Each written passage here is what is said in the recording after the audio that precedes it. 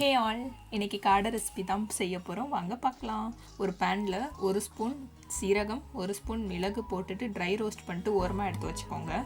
ஒரு பேனில் 4 spoon oil விட்டுட்டு 1 ஸ்பூன் நெய் விட்டுட்டு பட்டை, கிராம்பு, ஏலக்காய், பிரியாணி இலை, ஸ்டார் இதெல்லாம் போட்டுட்டு ஒரு காஞ்ச மிளகாய் கட் பண்ணி போட்டுக்கோங்க.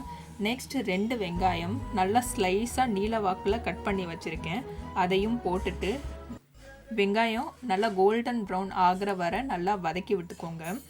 நெக்ஸ்ட் இது கூட இஞ்சி பூண்டு பேஸ்ட் யூஸ் பண்ணுறேன். கொஞ்சமாக ஒரு கொத்து கருவேப்பிலை எடுத்து அதில் போட்டுட்டு நல்லா ஃப்ரை பண்ணிக்கோங்க. வெங்காயம் எவ்வளோ வதக்குறோமோ அந்த அளவுக்கு கிரேவி டேஸ்டியாக வரும்னு எங்கள் அம்மா சொல்லியிருக்காங்க.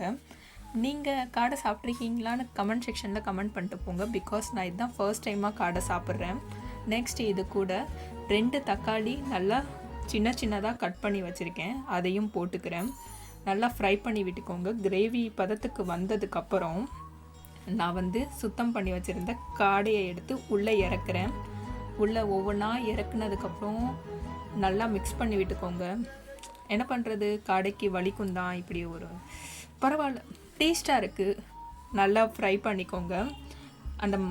அதுக்கப்புறம் தான் நம்ம மசாலாஸ் போட போகிறோம், ஓகேங்களா? ஸோ நல்லா இந்த மாதிரி இது பண்ணதுக்கப்புறம் காஷ்மீரி சில்லி பவுடர் தான் நான் யூஸ் பண்ணுறேன். ஒரு ஸ்பூன் யூஸ் பண்ணுறேன். இது கூட உப்பு போட்டுக்கிறேன். நல்லா மிக்ஸ் பண்ணிக்கோங்க மறுபடியும்.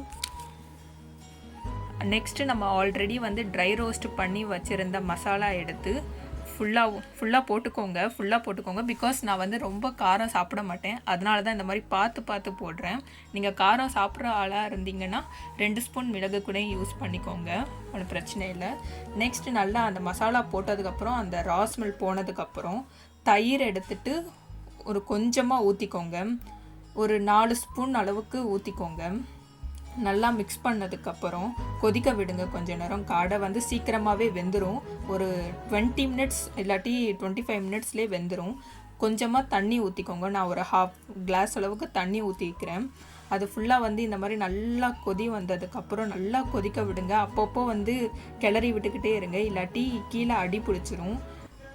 நெக்ஸ்ட் இது கூட கருவேப்பிலையும் கொத்தமல்லியும் போட்டு நல்லா மிக்ஸ் பண்ணிவிட்டு ஒரு 2 மினிட்ஸ் இது பண்ணிங்கன்னா கருவேப்பிலை அதோட ஃப்ளேவரும் உள்ளே இறங்கிடும். செம்மையாக இருந்துச்சு. இந்த டிஷ்ஷை ட்ரை பண்ணி பார்த்துட்டு கமெண்ட்டில் சொல்லுங்கள். இதோட இன்க்ரீடியன்ட்ஸில் டிஸ்கிரிப்ஷனில் கொடுக்குறேன், செக் பண்ணிக்கோங்க. பாய்.